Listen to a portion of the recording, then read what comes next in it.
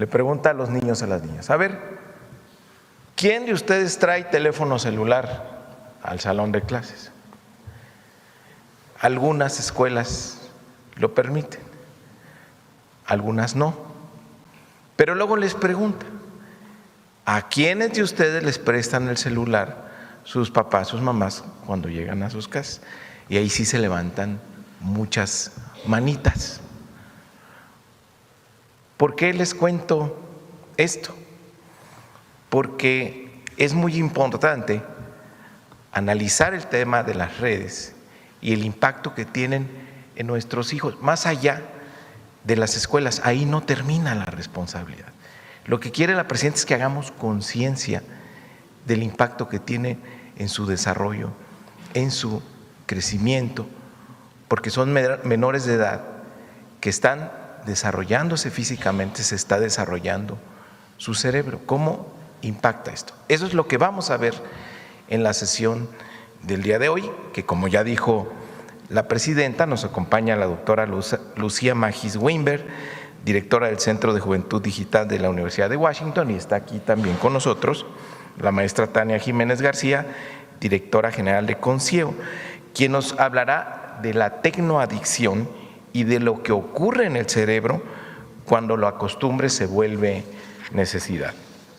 Durante mucho tiempo consideramos a los dispositivos digitales como herramientas que estaban ahí para ser utilizadas por nosotros, totalmente pasivos.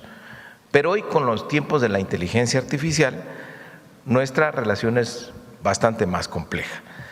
Mientras aprendemos a utilizarlos, los dispositivos aprenden de nosotros e intervienen en nuestros hábitos, capturan nuestra atención, modifican nuestras rutinas, conductas y comienzan a ocupar espacios que destinábamos a otras actividades. Cuando las niñas, los niños y los adolescentes, con ellos la reflexión todavía es más profunda, adquiere otra dimensión, porque no estamos hablando únicamente de hábitos que cambian, sino de hábitos que se forman mientras se está formando el cerebro, y esto será determinante para toda su vida. Por ejemplo, está comprobado que los adolescentes que checan las redes sociales son más sensibles, son más reactivos a la aprobación de los demás, de sus pares, y a veces pues están más atentos que a su propio veredicto. Porque cuando ponemos una tecnología en las manos de un adolescente, esa tecnología entra también en una etapa decisiva de su desarrollo. Por eso es fundamental que esta conversación avance acompañada de evidencia científica y que lo sepan también los papás, las mamás y los maestros. Antes de preguntarnos qué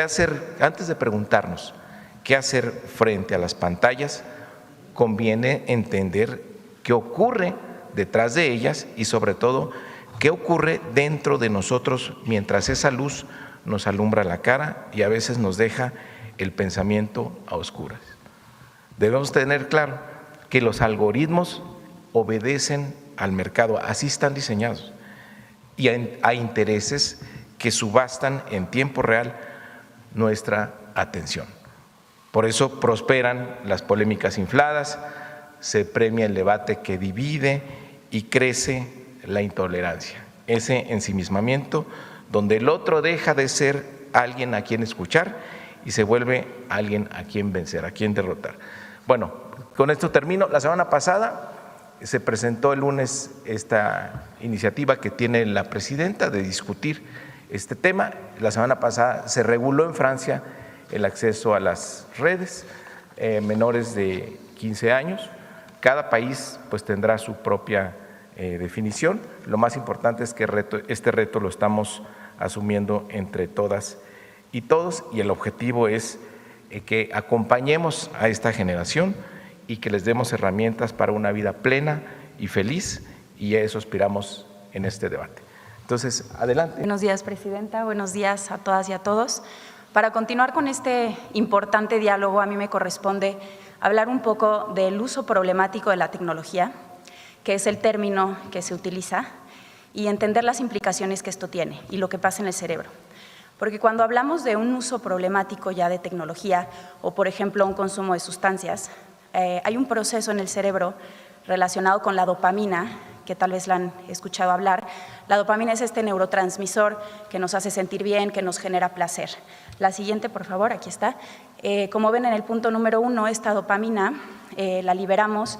Se podría decir que esa es la cantidad de dopamina que liberamos cuando realizamos diferentes actividades cotidianas como hacer ejercicio, terminar una tarea, lograr algo. Y como vemos aquí, que es una imagen nada más para ilustrar el proceso, podemos ver cómo hay estos receptores que reciben la dopamina, que son estos círculos naranjas, y que cuando sucede eso es cuando nos sentimos bien. Y por eso el cerebro recuerda eso que nos hizo sentir bien y nos va a pedir repetirlo. Ahora, ¿qué pasa en este número 2? Esa es la cantidad de dopamina que liberamos cuando vemos redes sociales, cuando estamos jugando videojuegos, cuando consumimos una sustancia, cuando apostamos. Como pueden ver, la cantidad de dopamina es mucho mayor y por eso sentimos esta enorme gratificación inmediata.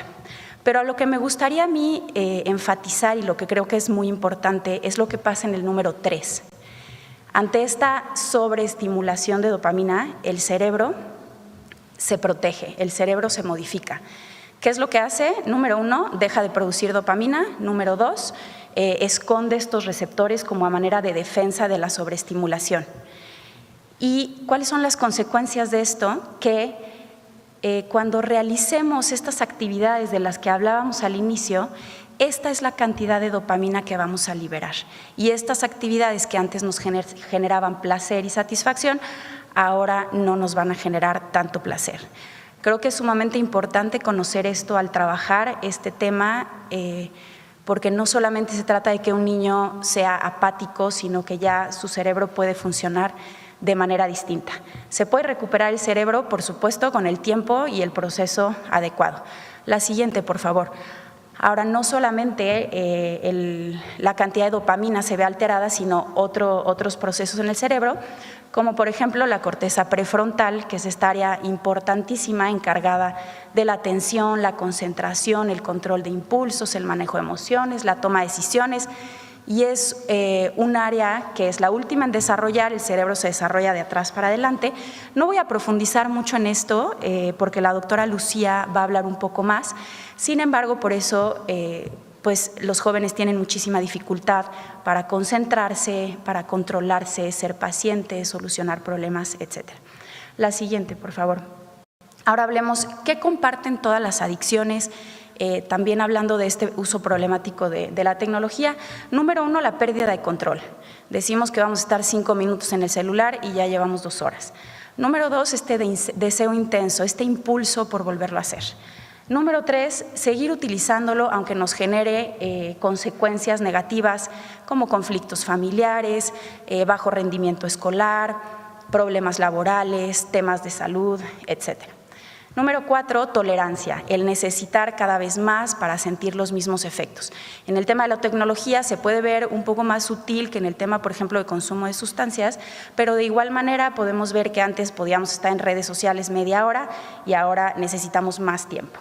Y la parte de la abstinencia, que es este malestar que nos genera cuando no la utilizamos, cuando no la consumimos, y que en el tema de la tecnología se puede ver como irritabilidad, ansiedad, enojo al intentar establecer límites. La siguiente, por favor. Ahora, ¿cuál es la buena noticia? La neuroplasticidad, que es esta capacidad del cerebro para adaptarse, modificarse. ¿Y qué es lo que podemos hacer? Aquí la Clínica Ristar, que es un centro especializado en el tema de tecnología aquí en la Ciudad de México, ¿qué es lo que recomienda? Dice que de 0 a 6 años el cerebro tarda de un día a una semana en reorganizarse.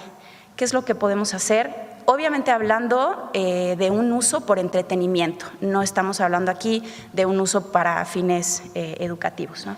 ¿Qué es lo que hay que hacer? Quitar el dispositivo y obviamente enseñar otro tipo de entretenimiento, ofrecer entretenimiento saludable.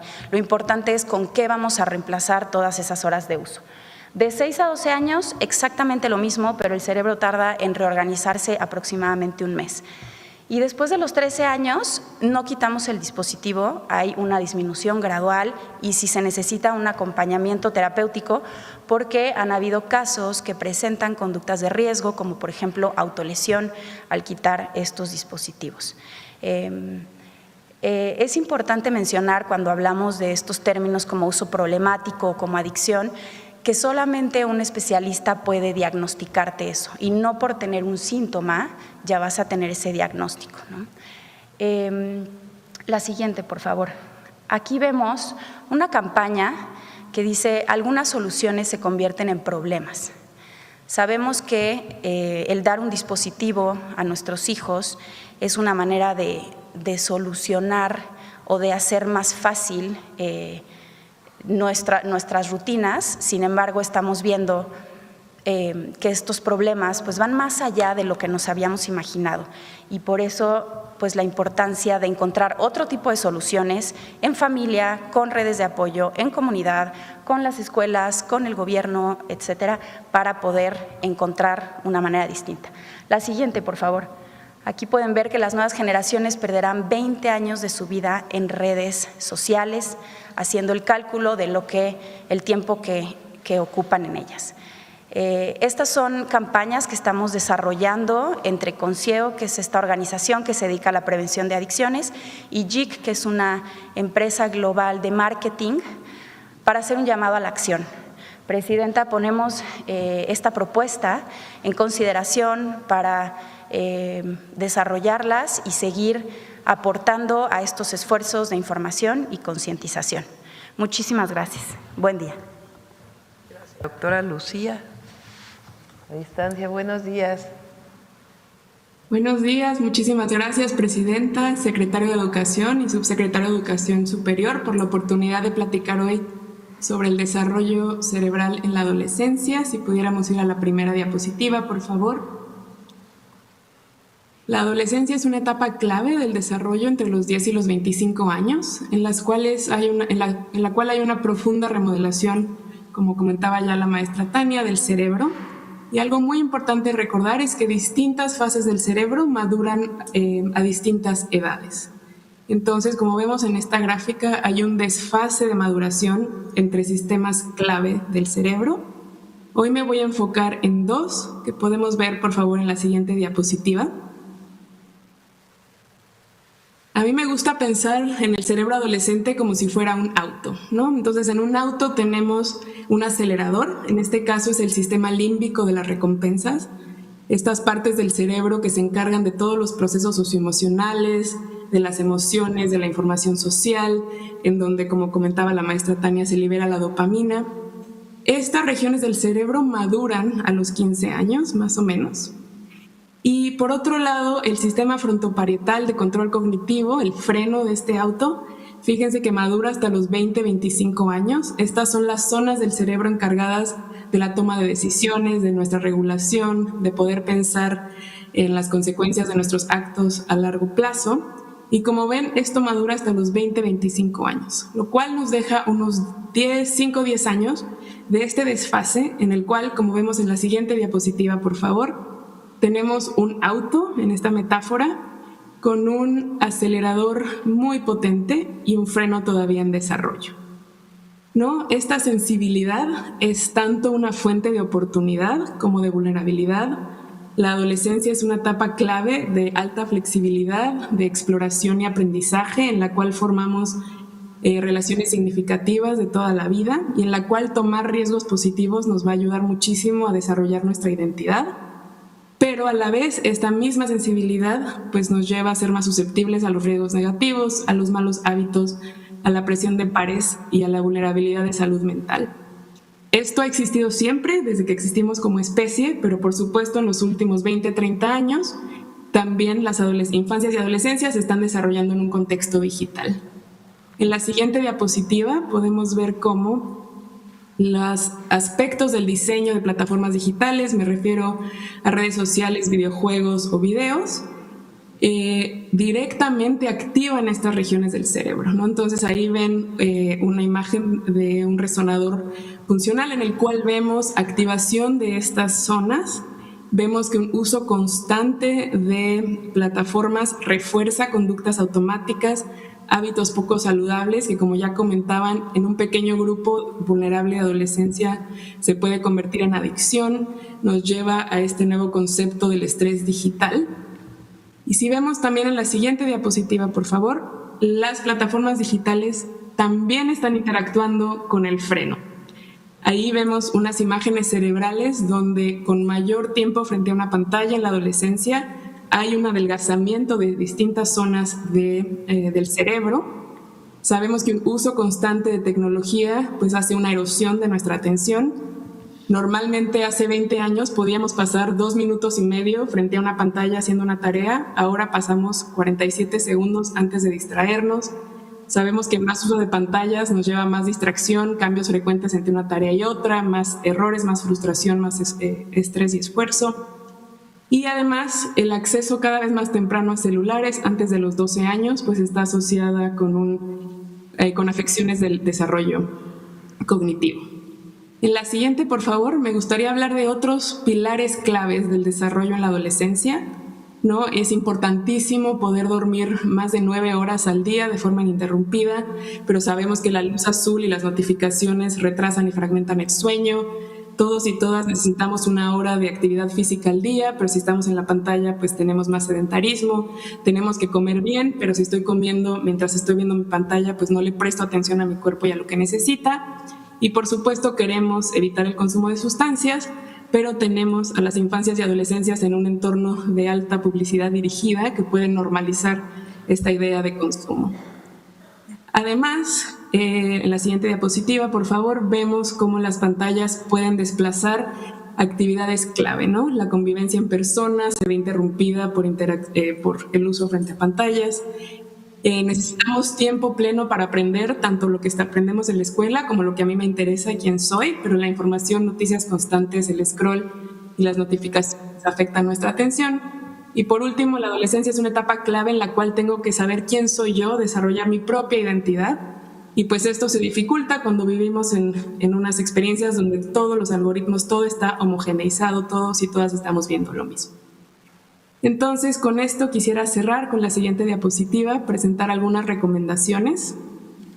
La adolescencia es una etapa clave, pero no van a crecer solas, necesitan guía y acompañamiento a nivel familiar, acompañamiento y no solo restricción, establecer límites y espacios de desconexión, modelar hábitos saludables en casa, que desde la escuela se pueda impulsar la convivencia y el aprendizaje presencial, promover la cultura digital saludable, la formación en ciudadanía digital, formar criterio, fortalecer a los docentes como guías y, por supuesto, a nivel de política pública y de plataformas, poder fomentar la convivencia y el aprendizaje presencial, asegurarnos de tener plataformas seguras y adecuadas para la edad y regular para proteger y educar. Muchísimas gracias por su atención.